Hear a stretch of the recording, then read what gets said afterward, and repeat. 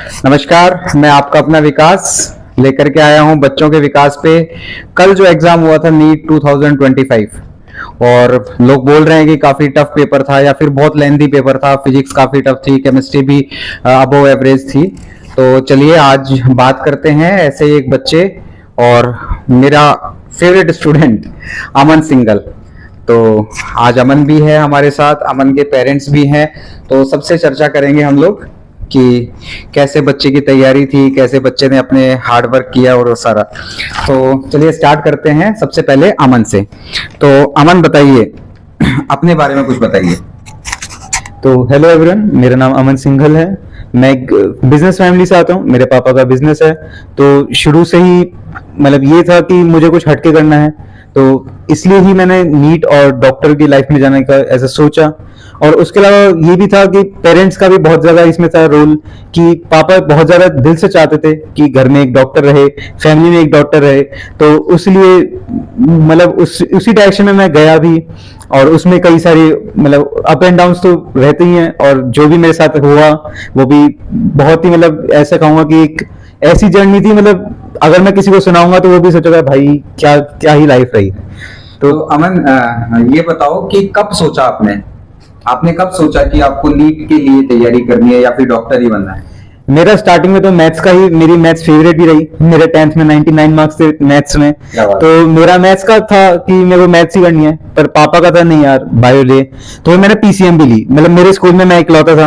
अच्छा, मतलब 12th के अंदर आपके पास पीसीएम भी सारे 4 सब्जेक्ट थी। मतलब सर की ख्वाहिश थी ना कि सर आप चाहते थे कि बच्चे। बहुत बढ़िया सर, बहुत बढ़िया। तो मैंने दोनों की रखी, पापा की भी रखी, मैंने भी रखी कि देखेंगे क्या होता है। एक बार मैथ्स पीसीएम भी लेते हैं। स्कूल में एक वो होता है कि हर सर बोलते थे यार तेरे पास पीसीएम भी है, कोई हमारे पास स्टूडेंट्स ही नहीं था। क्या बात है, बहुत बढ़िया बहुत बढ़िया। उसमें भी टॉप आया था। अच्छा, उसमें 12th में भी बच्चे ने टॉप किया था। बहुत बढ़िया। अमन, सबसे बड़ा मोटिवेशन क्या था आपकी नीट की जर्नी में? पेरेंट्स तो है ही, और जो मेरे टीचर्स थे, विकास सर हो गए, और जो भी मेरे टीचर्स थे विकास सर पता था मुझे। चलो ठीक है। तो टीचर्स का तो मैं कहता हूँ कि वो तो मतलब उनके बिहाफ पे मैं बना, नहीं तो नहीं होता कुछ भी। बहुत बढ़िया। तो टीचर्स का तो मेन रोल था कि जो मैं जितनी बार मैं हारा, हाँ। मैं नीट का पेपर 2 बार दिया, इससे पहले दोनों बार मैं हारा, पर जो मैं उठ के खड़ा हुआ वो मैं टीचर्स की वजह से हुआ। और पेरेंट्स का तो मतलब पापा ने जितना मेरे पर विश्वास दिखाया, पापा मम्मी ने उतना कोई। थोड़ा सा अमन, थोड़ा सा डालिए कि उठ के खड़ा हुआ, मतलब ये थोड़े से वर्ड्स मेरे को अच्छे लगे।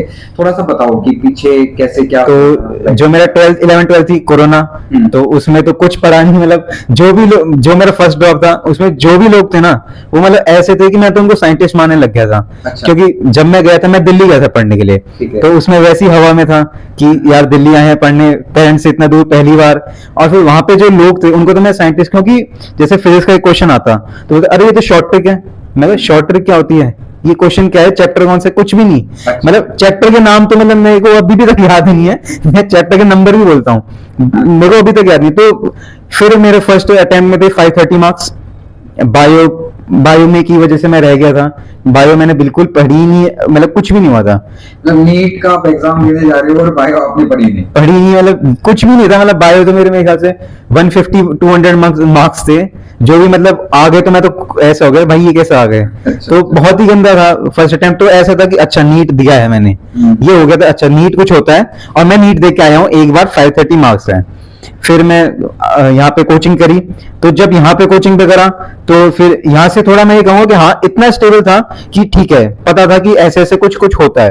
पर यहाँ पे एक नया ही एक ऐसे लगा कि यार अब 530 आए हैं तो अब तो मतलब कि करना है, ये लास्ट अटेम्प्ट है। क्योंकि घर वालों के साथ में मतलब घर वालों को एक रहता है, चाहे वो बोले नहीं बोले, पर एक खुद से भी रहता है कि पापा सुन रहे हैं ये बात? अब तो सब खुल्लम खुला, अब तो डर नहीं है। पहले नहीं बोल सकता था मैं कि ऐश में था मैं। अच्छा अच्छा। पर हाँ अब बोल सकता हूँ कि फिर जो था उसमें ये खुद से मन में आ गया था कि अब तो करना है। हाँ। तो मेहनत स्टार्टिंग से वही करी। स्टार्टिंग से था कि क्लास टॉपर बने रहूंगा, जो भी करूंगा बिल्कुल मेहनत से करूंगा, कोई ढील नहीं देनी, किसी गलत काम में नहीं जाना, सिर्फ पढ़ाई पढ़ाई पढ़ाई। पर उसमें जी ये तो है ही, स्टार्टिंग में तो सबको ये लगता है, एक महीना वैसे जाता है, फिर दूसरे महीने में साइड से निकलते हैं हाँ। कि थोड़े तेजी से निकलते हैं। हाँ कि ऐसे हवा में भी उड़ जाते, क्योंकि स्टार्टिंग में मेरे नंबर अच्छे आए थे जब मैं स्टार्टिंग के जो चैप्टर्स होते हैं उनमें सबके नंबर ऐसे मेरे 680, मैं तो भाई 680 मार्क्स, ये तो मतलब कि क्या ही हो गया। तो उस टाइम तो ये हो गया था 35-50 से एकदम से जब 680 फर्स्ट जो मेरा टेस्ट था 680 मार्क्स। क्या बात है। सब टीचर्स बोलने लगे ये अमन सिंघल कौन है। अच्छा। मैं कहा सर नमस्ते। तो वो वाला हिसाब था फर्स्ट टेस्ट। एक महीना निकला, फिर मैं डाउन हो गया कि क्योंकि फिर उसके बाद अच्छा पता लगा कि भाई पढ़ाई क्या होती है, क्योंकि जो जो मैं पढ़ता था मैंने एनसीईआरटी वाला कुछ नहीं पढ़ा था फर्स्ट अटेम्प्ट में। एनसीईआरटी में मैं बोलूंगा पूरी नहीं पढ़ी थी, पर जो सेकंड अटेम्प्ट में मैंने पढ़ा, मॉड्यूल सॉल्व करने लगा, तब पता चला भाई नीट बहुत ही बड़ी चीज है। दो क्लास के सब्जेक्ट, उनको पूरे टाइम मेमोराइज रखना, पेपर में कौन सा आना आपको कुछ नहीं पता, कहां से क्वेश्चन कहां घुमा जाएगा कुछ नहीं पता। तो फिर जब सिलेबस बढ़ते गया, जब टेस्ट में चैप्टर ज्यादा आने लगे, तो फिर माइंड ऐसा हो गया कि ये तो कुछ अलग ही हो रहा है। तो उस टाइम तो मैं बहुत नीचे जाता था, बट मैंने हमेशा यही सोचा था और हमेशा मेरे को सिखाया भी यही गया टीचर्स वगैरह कि कुछ भी हो टीचर से नाता नहीं तोड़ना। कुछ भी गलती हो रही है टीचर्स के पास जाना है, टीचर से बात करनी है कि क्या हुआ, पेपर में क्यों मार्क्स नहीं आए, क्या गलती रही और वो गलती को कैसे सॉल्व करना है। तो फर्स्ट जो मेरा सेकंड अटेम्प्ट था उसमें मैंने ये चीज तो सीख ली थी कि भाई टीचर्स तो मतलब सब कुछ है, कुछ भी हो रहा है पेपर में कैसा भी गया 500 मार्क्स आए चाहे 680 मार्क्स आए, वो क्वेश्चन 6 क्वेश्चन भी गलत हुए क्यों गलत हुए, 5 क्वेश्चन भी क्यों, 20 क्वेश्चन हुए तो भी क्यों गलत हुए, सारे चाहे आंसर की आती है आंसर की से मिला लेते हैं, पता चल जाता है यार ये मैंने सिली मिस्टेक करी, एनालिसिस आपने बहुत बढ़िया तरीके से किया। करा और फिर टीचर्स के साथ बैठ गया, मैंने टीचर्स को बैठाया कि मेरा ये गलत हुआ है, आप मेरे को बता दो ये क्या है। बिल्कुल, ये मतलब ऐसा एक झील होती है बच्चों के हाँ। कि भाई मुझको पूछ के ही जाना है। पूछ के जाना है। अच्छा अमन, नॉर्मली ऐसा बोलते हैं कि नीट की प्रिपरेशन के लिए 10-10 घंटे पढ़ो, 12-12 घंटे पढ़ो, तो आपका डेली रूटीन क्या था, तुम्हारा मतलब क्या था डेली रूटीन? मैं पहले तो ये बोलना चाहूंगा किसी भी चीज को कॉम्प्लेक्स मत करो, सिंपल रखोगे सबसे ज्यादा सुखी रहोगे, कॉम्प्लेक्स नहीं करना होता। सही। मैं ये बोलूंगा ये हर बच्चे पे डिपेंड करता है, किसी का ऐसा होता है कि 1 घंटा पढ़ा उसको उसमें याद हो जाता है, किसी को 2 घंटे में याद होता है, किसी को 1 घंटे में याद कर ले फिर 5 दिन बाद वापस पढ़ना होता है। तो हर किसी की अपनी अपनी स्ट्रेटेजी होती है। मेरा ये रहता था कि जैसे मैं एक चैप्टर अगर मैं कर रहा हूं ना तो मैं पूरा ही करूंगा, अब चाहे उसमें मॉड्यूल आए, एनसीईआरटी आए, एनसीईआरटी के एग्जाम्पलर के क्वेश्चन आए, जो एक आइडियल रहता है कि यार ये तो आपको करना ही है, तो मैं उन सबको एक बार लपेट लेता था कि भाई पूरा कर लिया। फिर उसके बाद ये रहता था कि जो मेरी कोचिंग थी उसमें पेपर भी होते थे, इतने होते थे कि उस हिसाब से मैं डील कर लेता था कि यार ये सब्जेक्ट जैसे कोई चैप्टर पहले रह गया वो वापस चैप्टर टेस्ट में आ गया तो वो मेरा हो जाता था कि हाँ ठीक है रिवाइज का। फिर रिवाइज का मेरा भी खुद से ये हमेशा से रहा है, जैसे मैं लोगों को देखता था सब शॉर्ट नोट्स बनाते थे, कोई ये करता था, कोई अपने माइंड मैप्स बना के रखता था, मेरा ये था भाई चैप्टर तो पूरा ही पढ़ना है, तो मैं तो पूरा पढ़ता, ये सबसे अलग था, मतलब कोई सी को नहीं देखा मैंने। शॉर्ट नोट्स जो बच्चे बनाते हैं वो लास्ट में फिर वही चीजें याद रह जाती हैं, तो कुछ चीजें स्किप हो जाती है। हाँ हाँ, तो क्योंकि अच्छा है क्योंकि क्वेश्चन अपन को नहीं पता कहां से आ सकता है, तो मेरा ये मानना था कि मैं तो पूरा ही पढ़ूंगा। लास्ट में भी मैंने इस वाले नीट के पेपर से पहले भी पूरी 11th-12th एक हफ्ते में खत्म करी है। क्या बात है, ये बहुत अच्छी बात है। चलो नेक्स्ट जो है कि सबसे ज्यादा चैलेंजिंग सब्जेक्ट कौन सा लगता था तुमको? मेरे को बायो लगती थी। मेरा बायो, मैं तो ये सोचता था जैसे बायो वालों को मैथ्स लगती है कि मैथ्स आ गई तो ये तो कैलकुलस आ गई, डिफरेंशिएशन आ गई, मेरा क्या होगा। मैं तो सोचता था भाई डिफरेंशिएशन का पूरा पेपर बन जाए, मैं सबसे ज्यादा सुखी रहूंगा। इंटरप्ट करूंगा, मैं बताऊंगा कि मैं जब नया नया आया था तो इसके ये और इसके साथ 2 दोस्त और थे, तो बायोलॉजी की जब बात आई तो मैंने एकदम से रूम खोला और इन तीनों को मतलब ग्रुप स्टडी करते हुए देखा, और लाइक मतलब पता है कैसे कर रहे थे, प्रियांशु का वीडियो मैंने अपलोड किया तो प्रियांशु ने बिल्कुल इस चीज का जिक्र किया, ये तीनों ऐसे ऐसे पढ़ रहे, बिल्कुल सीरियस होकर के ऐसे याद कर रहे। मैं इनको देख करके हैरान हो गया कि ये कर क्या रहे हैं, मतलब सर आप समझ रहे हो कि मैं ऐसे नॉर्मली टीचर्स बच्चे सेल्फ स्टडी के लिए रुक जाते थे, तो मैंने गेट खोल करके ऐसे देखा तो ये तीनों ऐसे ऐसे झूम रहे हैं, मतलब ऑसिलेशंस कर रहे हैं। तो मैंने कहा भैया बहुत अच्छी डेडिकेशन है इन बच्चों की, और वो देख करके हमको भी मोटिवेशन मिलता है कि अगर बच्चा इतनी मेहनत कर रहा है तो फिर हमें भी बच्चों के ऊपर थोड़ा सा बिल्कुल करनी चाहिए, ध्यान देना चाहिए। तो ये था पूरा का पूरा। सेल्फ स्टडी और कोचिंग में किसको ज्यादा प्रेफर करते हो या फिर दोनों को?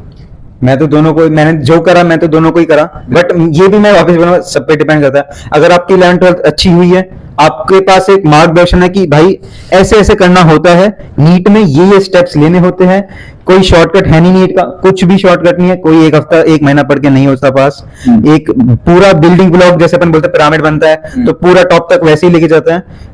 पर कोचिंग का भी रोल रहता ही है, क्योंकि जो टेस्ट पेपर्स होते हैं, बाकी ऐसा नहीं है सेल्फ स्टडी नहीं कर सकता इंसान, बिल्कुल सही। ये मैं क्या हूँ। पर कि ऐसा नहीं है कि सेल्फ स्टडी से लोग पास नहीं होते हैं, लोग एक ह्यूज नंबर पास होता भी है, बट जो टीचर्स का रोल है ना, मैं बोलता हूँ कोई उसको रिप्लेस कर नहीं सकता, कोई एआई रिप्लेस नहीं कर सकता।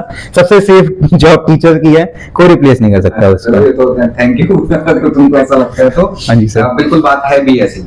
चलो हम पापा से बात करते हैं। सर देखिए, बच्चे का तो स्ट्रगल है ही है नीट की तैयारी में, नो डाउट बच्चे के ऊपर बहुत ज्यादा प्रेशर हो, मतलब अपने आप को परफॉर्मेंस का सब कैसे भी मान लीजिए, लेकिन बच्चे की परीक्षा नहीं होती, बच्चे के साथ साथ माँ बाप की भी परीक्षा होती है। तो आपने क्या मतलब ऐसा फेस किया कि आप अपने एक्सपीरियंस के बारे में बताइए। सर हमको कुछ नहीं था, हमने इसको सिर्फ सांत्वना दी। हाँ पहले ये 650 नंबर आए थे, जो भी रह गया हाँ। था। फिर हमने इसको ये कहा कि अपन को करना है नहीं, बिल्कुल। तो अपना यही है, हिम्मत मत हार, हम तेरे साथ। मेहनत करेगा तो हो जाएगा। ये रात को सोता नहीं था, पढ़ता था, तो हम इसका ध्यान रखना।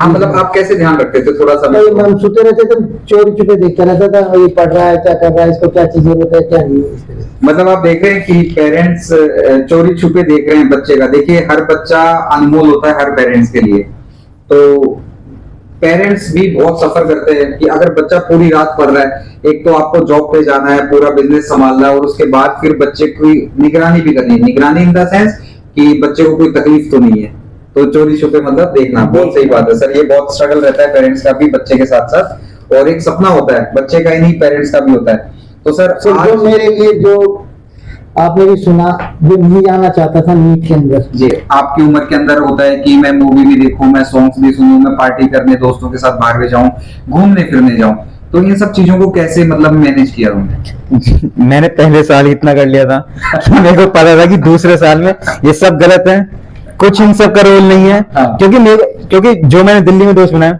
अब मेरे साथ कोई वो दोस्त नहीं रहते, क्योंकि ये कोचिंग में जो आप भी दोस्त बनाते हो, सब कोई अलग अलग फील्ड में जाते हैं, अलग अलग कॉलेज मिलते हैं, उसके बाद आपका कनेक्शन इतना रहता है कि हाँ यार बर्थडे को मैसेज कर लिया, और वैसे मैसेज के लिए कभी मिल लिए।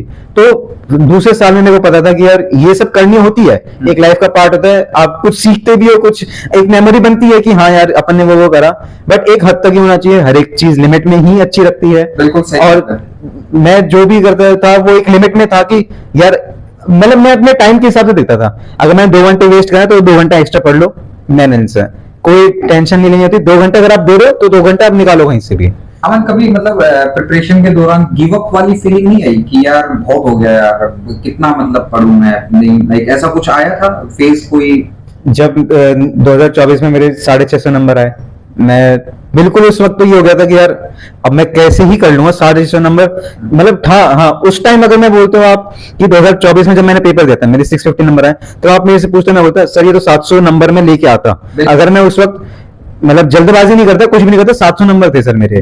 बट जब रिजल्ट आया उसके बाद मतलब मैं मेंटली तो मतलब ऐसा खत्म हो गया था, मतलब कि भाई अब क्या ही करूंगा मैं। तो हो जाता है कि 650 एक नंबर लाना अपने आप में एक अचीवमेंट है, और फिर उस जगह पर जाकर के आपको जीरो, लगता है कि जीरो अब जीरो हो गया, जीरो हो गई। तो उसके बाद से मैं कहूंगा फिर मैंने, और ये था कि जो मैंने पढ़ाई छोड़ी ना वो भी बहुत टाइम के लिए छोड़ दी थी। अच्छा। हमारा जब महीने पेपर हुए, 4 महीने में पढ़ाई करी है, अब ये जो करी है बहुत मैंने पिछली मेहनत अभी काम आई ना, वो जीरो नहीं हुई मतलब एक तरीके। हाँ ये आपके लेकिन बात, वो टाइम के ऊपर तो ऐसा फील हुआ। उस टाइम पे तो ये था कि अब तो मैं क्या ही, मतलब तो मेरे को कहाँ से chapter 1 cell the unit of life, मतलब वो चैप्टर मैंने पेपर से पहले ना जाने कितनी बार पढ़ा होगा, अब वो वापस से पढ़ना है और पूरे साल पढ़ूंगा।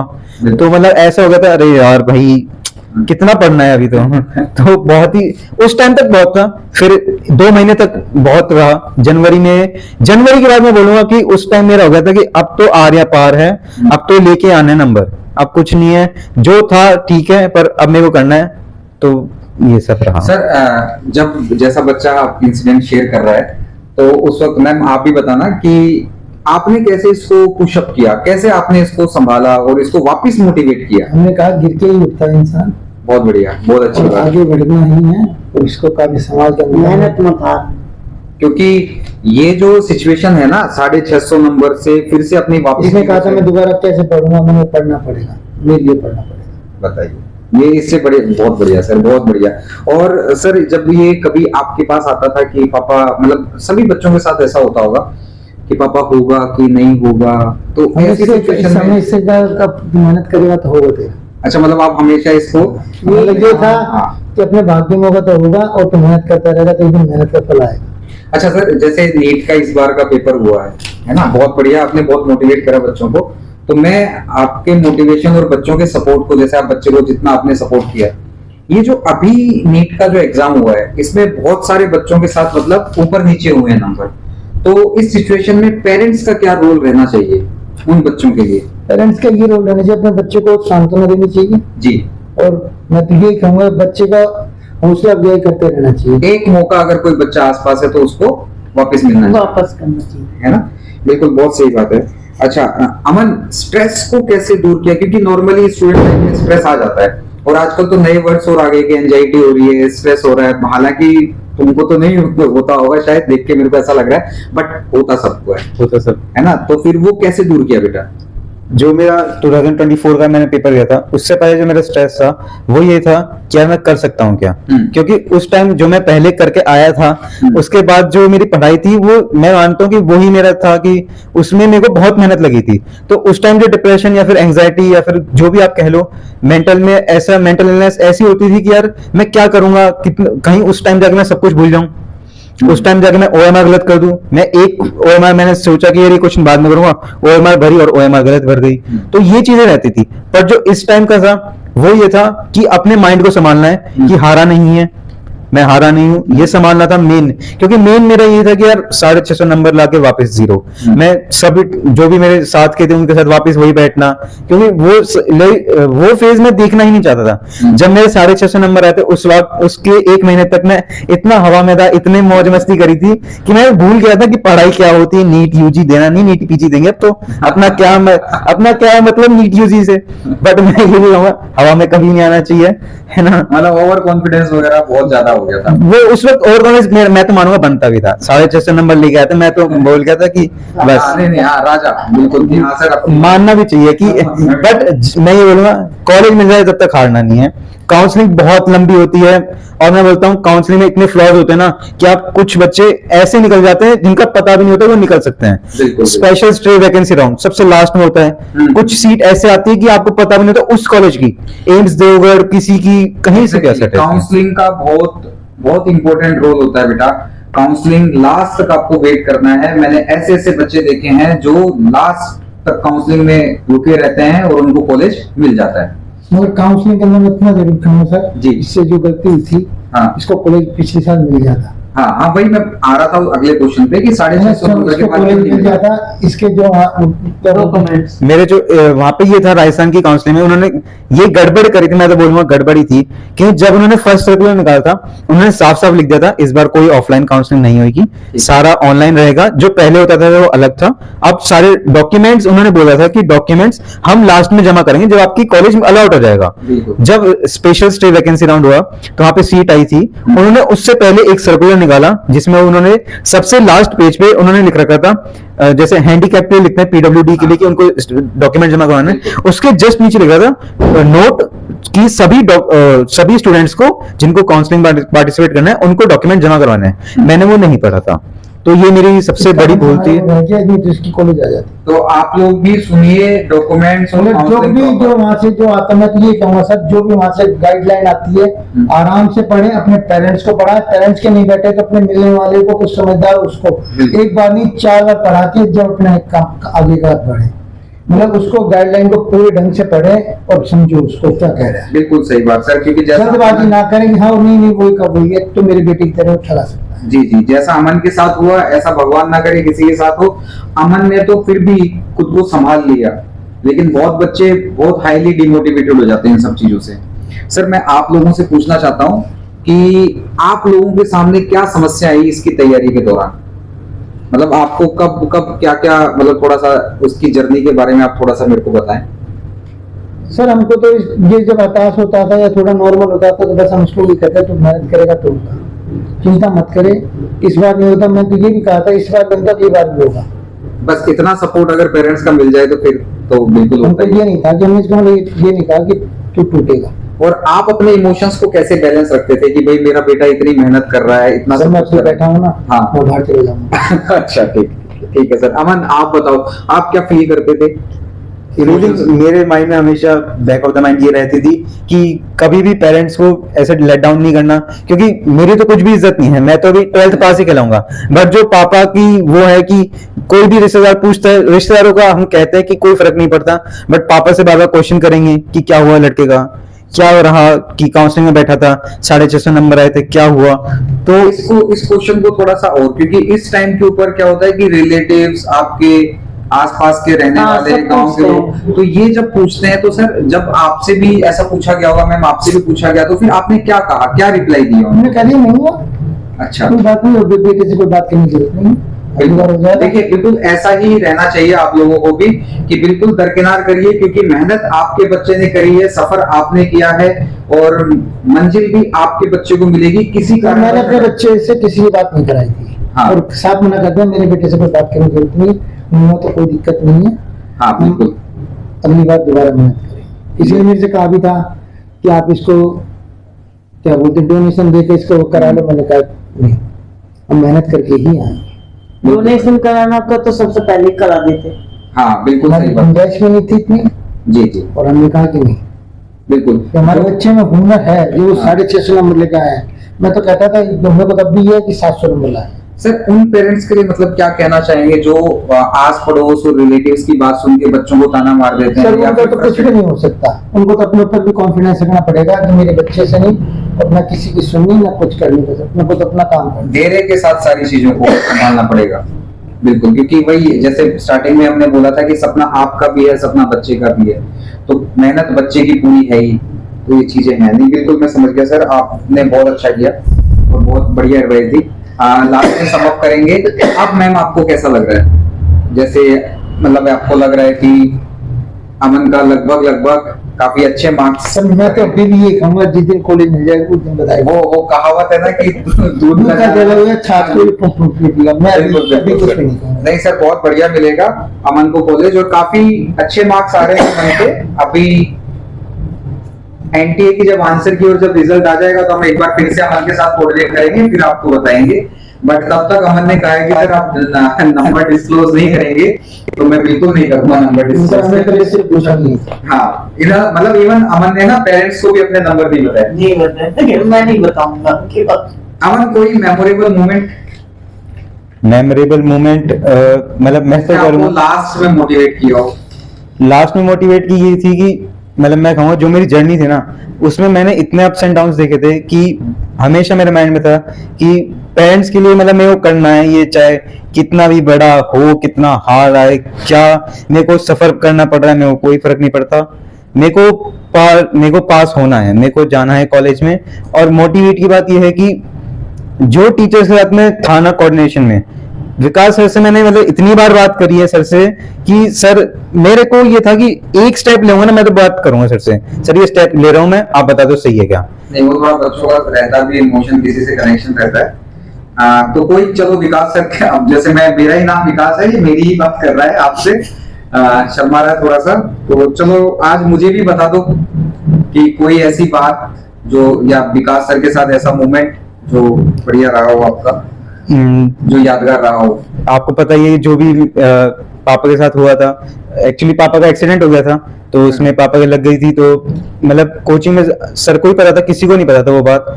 तो उस टाइम जो सर ने मेरे को समझाया था कि बेटा देख, अब तू ये सोच कि उस टाइम जब पापा एडमिट हैं, जब भी है, तो उस टाइम पापा सोच तेरे बारे में सोच रहे होंगे, तो वो क्या सोच रहे होंगे कि बेटा डॉक्टर बनेगा। तो उस चीज से इतना मोटिवेशन मिला कि मेरे को सही बताऊं, जो भी यूट्यूब पे आते हैं कि जो भी मोटिवेशन की वीडियो आते हैं ना, मैंने आज तक नहीं देखी, आज तक कोई मोटिवेशन नहीं देखा, क्योंकि मेरे को खुद से था, आपको सबको यही होना चाहिए कि क्यों मोटिवेशन की जरूरत ही क्या है भाई। अपन इस स्टेप ले चुके हैं, नीट एक ऐसा है कि आप एमबीबीएस ही करने के लिए जाते हो, आप और फील्ड में मतलब जाते हैं लोग, पर आपका यही रहता है यार डॉक्टर बनना है, तो उस चीज में मोटिवेशन की जरूरत होनी नहीं चाहिए, क्योंकि एक ही रास्ता है, आप कोई और ऑप्शन नहीं है, तो मोटिवेशन की ऐसी कोई नीड होती भी नहीं है। बट हाँ, आप पेपर जब मार्क्स कम आते हैं तो आप हताश होते हो कि यार मेरा होगा या नहीं होगा। उस टाइम सिर्फ यही सोचो कि ये गलती आज हुई है, पेपर के टाइम पे नहीं होगी, क्योंकि जब आप एनालिसिस कर लोगे उस गलती का, आपको पता है ये टॉपिक गलत हुआ है, इस टॉपिक में से क्वेश्चन गलत होते हैं, आप उसको सही कर लोगे, फिर वो गलती कभी नहीं होगी। तो उस चीज के बाद नहीं जरूरत है। बिल्कुल सही बात। देखिए सर, मैं आपको बताता हूँ, ये जो इंसिडेंट इसने शेयर किया कि मैंने विकास सर को, हाँ लिटरली इसने मुझको ही बताया था, और ये आपकी बहुत फिक्र करता है ये बच्चा। और इसने बोला लेट आया था ये क्लास में उस दिन, तो मैंने पूछा लेट क्यों आए हो, तो फिर इसने बोला कि सर ऐसा ऐसा हो गया। तो जब एकदम से, जैसे आप बच्चे के बारे में सब कुछ जानते हो, और फिर एक लगाव भी हो जाता है कि यार इस बच्चे का इस बार होना ही होना है, और जब एकदम से आप सुनो कि ऐसा हो गया, तो उस सिचुएशन में फिर हमारे पास ऑप्शन रह जाता है कि बच्चे को बूस्ट अप करें। तो इसने उस वक्त मुझे एहसास हुआ कि हाँ, बच्चे का लगाव आप लोगों से बहुत ज्यादा है, और नो डाउट बच्चों का पेरेंट्स से होता ही है। तो मैं भी पेरेंट्स से यही कहूंगा कि आप बच्चे का पूरा ख्याल रखें, इस दौरान बच्चे को आपकी बहुत जरूरत है। और देखिए, बच्चा आपका है, किसी के बहकाव में आकर के, किसी की बातें सुन के आप बच्चे को ताना और मतलब ऐसे। सर मैं तो एक आपकी बात बीच में काट रहा हूँ। जी सर। मैं तो एक ही बात कहूंगा, बच्चे के ऊपर, अपने बच्चे के ऊपर उनको कॉन्फिडेंस होना चाहिए, विश्वास, बच्चे पे विश्वास, और दूसरे के ऊपर नहीं सुनना चाहिए क्या कह रहा है क्या नहीं कह रहा। बच्चे के नंबर आएंगे नहीं आएंगे, अपन को कॉन्फिडेंस क्या है, सामने वाले की बात करनी कि तुम्हारा बच्चा वहाँ, कोई बात नहीं बोल लेने को, मैं तो यही कहता था तुम्हारे बच्चे वहाँ पे, कोई बात नहीं कोचिंग रहे जाने। अब ये स्क्रिप्ट तो हमने तैयार करी थी क्वेश्चंस की, लेकिन हमारी बातें अब होने लगी, तो इसको तो मैं साइड में रखता हूँ। अमन, ये बताओ कि आजकल बड़ा ट्रेंड चल रहा है कि YouTube के ऊपर इसके शॉर्ट्स देख लूं, इसके लेक्चर्स देख लूं, या फिर इन टीचर से पढ़ लूं। तो क्या लगता है कि जो क्लास में ऑफलाइन टीचर है वो ज्यादा इम्पोर्टेंट है, या फिर ये जो वन शॉट ट्रेंड चल गया ना कि वन शॉट में मैं रिवाइज कर लूंगा, मोबाइल से मैं देख लूंगा? तो मेरा ये इसमें ये है कि जैसे अब बच्चे स्टार्ट कर रहे हैं अगले नीट के तैयारी करना, तो अगर आप अभी सोच रहे हो कि मैं वन शॉट या फिर ऑनलाइन पढ़ूंगा, कोई सेंस ही नहीं बनता। अगर आपने कोचिंग ज्वाइन कर ली है, आप ये विश्वास रखो कि जो कोचिंग के टीचर्स हैं, क्योंकि आज की तारीख में सारी कोचिंग मतलब इतनी पुरानी भी है और सबके पास इतना मतलब एक्सपीरियंस है कि वो बेस्ट ही पढ़ाएंगे। मतलब इन सब चीजों पे बिल्कुल भी मत जाओ कि वन शॉट देखूंगा। अगर अभी तो 5-6 महीने है, अभी तो लेट है पेपर, स्टार्टिंग में तो मौज कर लूंगा, लास्ट में वन शॉट कर करके चैप्टर करते जाऊंगा। ये आप सिर्फ सोचते हो, कभी नहीं हुआ है। और मतलब मैंने तो, मेरे इतने दोस्त हैं, मैंने तो किसी का नहीं देखा ऐसे होते हुए। जो बच्चा मैंने मतलब हमारी कोचिंग में, हमारी क्लास में कई ऐसे बच्चे थे स्टार्टिंग में आते, लास्ट में उन्होंने आना ही बंद कर दिया, दिखे नहीं वो। अब रिजल्ट के बाद भी नहीं दिखे, बिल्कुल। अब तो रिजल्ट के बाद नहीं, बिल्कुल सही बात है। अच्छा, एक बात ये बताओ कि जैसे साल भर तुम पढ़े ही हो, है ना, और तुमने नोट्स भी बनाए हैं मेरे, तो कैसा, क्या एक्सपीरियंस रहा तुमको? कि जैसे बोल रहे कि नीट 2025 का पेपर बहुत टफ था, क्या क्लासरूम में जो कॉन्सेप्ट्स दिए गए थे और जो आपको समझाया गया था और जो नोट्स का लेवल था, क्या उससे भी ज्यादा टफ था पेपर, या फिर लेंथी था? क्या सिनेरियो था? पेपर का सिनेरियो ऐसा था, जो बायो, जैसे कई लोग फिजिक्स करते हैं, मैं बायो करता हूँ पहले। जब मैंने बायो करी, मैं कोचिंग में तो आधा घंटा मैक्स था कि आधे घंटे 35 मिनट के बाद बायो खत्म। यहाँ पे ये था कि बायो के ऑप्शंस इतने थे, फिर एक इस बार जो थे मेरे ख्याल से 3 से 4 क्वेश्चन ऐसे थे, BCD ABCD, मतलब इनमें सीक्वेंस बनाना था। उन क्वेश्चंस को पढ़ने में इतना ज्यादा टाइम लग रहा था। कुछ क्वेश्चंस ऐसे थे जो बाहर के थे, और कुछ क्वेश्चन हमने सोचे भी नहीं थे ये आ जाएंगे। एक क्वेश्चन रिडक्शनिस्ट बायोलॉजिस्ट का आया, जो यूनिट के इंट्रोडक्शन, कभी देखा भी नहीं मैंने वो पेज नहीं देखा, उससे क्वेश्चन उठ गया है जो हमने कभी नहीं। हम तो ये सोचे यार एनटीए क्या भाई, एनसीईआरटी लाइन उठाई जाएगी, बिल्कुल क्या कर लेगी, पीवाईक्यूज आ जाएंगे। तो उसकी वजह से जब वो पहला इंप्रेशन ही पड़ा ना, कई बच्चे तो जब ही हार गए थे कि कुछ, क्योंकि उस तो फर्स्ट ये, क्योंकि हर किसी का ये होता है इजी सब्जेक्ट, हर कोई किसी का ये होता है बायोलॉजी है, बायोलॉजी में तो 180 हो गए, 360 हो, उसके बाद मैं फिजिक्स केमिस्ट्री खेल लूंगा। इस बार ये हुआ कि बायो में ही इतना टाइम लग रहा था बच्चों को, कई 50 मिनट्स, 1 आवर लग रहा था मेरा, मैं बोलूंगा 50 मिनट्स में हो गया था बायोलॉजी। उसके बाद जब मैं केमिस्ट्री में गया, तो केमिस्ट्री का ये सीन था कि क्वेश्चन, मैं ही नहीं बोलूंगा बाहर से थे, बट क्वेश्चन अटपटे थे। मतलब क्वेश्चन ऐसा था कि ये क्वेश्चन सच्ची में आ गया, हमने नहीं सोचा था वो क्वेश्चन आएगा। फिजिक्स में ये था कि हाँ, ऐसा कोई कॉन्सेप्ट नहीं था कि कॉन्सेप्ट ही बाहर का है, जेईई एडवांस का कॉन्सेप्ट है, बट हाँ क्वेश्चन जेईई एडवांस का आ गया, जेईई एडवांस से रिलेटेड वो जो क्वेश्चन था। तो ऐसे क्वेश्चन में क्या था, अगर मेरे पास, मैं बोलूंगा अगर 3 आवर 30 मिनट्स होते हैं, तो मैं बायो के सारे वो फिजिक्स के सारे क्वेश्चन अटेम्प्ट करके सारे सॉल्व करता, बट टाइम इतना कम बचा था लास्ट में कि मेरे को अच्छे से याद है जब लास्ट के 30 मिनट्स 25 मिनट्स थे, तो उससे पहले मैं ओएमआर भरने चला गया था, क्योंकि मेरे को डर लग गया था यार कहीं मैं ओएमआर ही नहीं भर पाया, ओएमआर में गलती कर दी, क्योंकि मेरे 10 मिनट तो मेरे इन्विजिलेटर ने खा लिए थे उनके ऊपर, तो मैं क्या ही बोलूं। मतलब ये, हाँ ये भी चीज याद रखना, उस दिन अनसर्टेनिटी इतनी हाई होती है, आपको कुछ नहीं पता आपको, लेकिन कभी भी ऐसा नहीं होना कि यार ये क्या हो गया मेरे साथ, माइंड कूल रखना है, जो होगा देखते हैं, अभी कोई बात नहीं। मैंने उनसे कोई इन्विजिलेटर में जब भी मेरा टाइम खाया मैंने कुछ नहीं बोला उनसे, मैं अपना चुप रहा कि ठीक है देखूंगा क्या होएगा, क्योंकि मेरा नहीं सभी का ही था, बट उस टाइम पे सिचुएशन में खुद को संभाल के रखना था, बहुत बड़ी मतलब उस चीज में बताऊं, जो नीट का वाला पेपर देना ना, आप सेलेक्ट हो रहे हो नहीं हो रहे, ये आपकी मेहनत तो बताती है, बट सेलेक्ट होने के बाद जो रैंक है ना वो आपके लक पे आती है। कई ऐसे फैक्टर्स होते हैं जो आप सोच भी नहीं सकते, वो लग जाते हैं, तो उस दिन की अनसर्टेनिटी कुछ नहीं कर सकते हम। सही। तो क्या वाकई में फिजिक्स का पेपर टफ था? फिजिक्स का पेपर टफ था, मतलब ये तो कोई भी नहीं बोल सकता कि टफ ही नहीं था, ये तो मतलब टफ था, है ना? टफ लेंथी दोनों ही था, बट हाँ ऐसा नहीं था कॉन्सेप्ट लगा के आंसर नहीं आ रहे थे। हाँ। अगर आप कॉन्सेप्ट लगाने जाते हैं आंसर अवश्य आते ही, वो तो ऐसा तो हो नहीं सकता फिजिक्स में कुछ आउट ऑफ सिलेबस आता है, फिजिक्स में कॉन्सेप्ट एक ही होता है, उसको कहाँ घुमा दें वो नहीं समझ में आता, बट हाँ फिजिक्स का पेपर हार्ड था। हाँ। तब उनको अटेम्प्ट करते हैं, तो मेरे ख्याल से जो आधार होता है वो बच्चे के नोट्स होते हैं जो उसने खुद लिखे हैं, अपनी भाषा में लिखे हैं, तो वो चीज शायद ज्यादा समझ में आती है।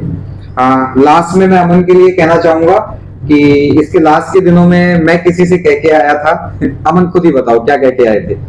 सर ने एक शर्त लगाई थी, बेट थी सर की, कि टॉपर मेरी ही क्लास से निकलेगा, तो मेरा भी यही हो गया था कि ठीक है सर ने मेरे को बताया था, तो मेरा भी था कि ठीक है सर आपने मेरे पर इतना विश्वास दिखाया है, तो मेरी रिस्पॉन्सिबिलिटी बनती है कि उसको मतलब टूटने नहीं दूं, क्योंकि ये हमेशा रहता ही है कि टीचर्स के साथ ये इतना पॉइंट हो जाता है, तो मेरा वही था कि सर की बात को नहीं टालने देना है। और अभी देखते हैं जो एनटीए के आंसर की आई है उसके हिसाब से क्या होता है, बट मेरे हिसाब से हो चुका है वो काम तो। हाँ नहीं, मुझको लगता है कि हाँ अमन हो गया है, और बाकी एक बार रिजल्ट आएगा जब हम फिर से कनेक्ट होंगे अमन के साथ। ठीक है सर, बहुत अच्छा लगा आपके साथ मिलके, और अब तो आपको मतलब आप खुश रहिए, अब की बार डेफिनेटली होगा, दूध का जला आपको जो कहावत थी वो सही नहीं होगी अब की बार, मतलब बच्चे का सिलेक्शन 100% होगा, तो आप घबराए नहीं, और मैं फिर से आपसे मिलूंगा एक बार जब जिस दिन रिजल्ट आएगा। ठीक है, ठीक है जी, धन्यवाद। अपने बच्चों का ध्यान रखिए, उनको संभाल के रखिए और उनको मोटिवेटेड रखिए, और इस टाइम पे बच्चों को आपकी बहुत जरूरत है। मैं फिर से आपको याद दिलाता हूं कि बच्चा आपका है, आप उसको संभालिए, मोटिवेटेड रखिए। ठीक है जी, नमस्कार। नमस्कार। बहुत बोलता है अमन बहुत ज्यादा है ना, अच्छा बोलता है। मेरे साथ यही हो रहा है, जब वो रिकॉर्ड कर रहे थे ना, तो उन्होंने सबको स्क्रिप्ट बना के वो बोला था। हाँ। मैं प्रैक्टिकल 35 मिनट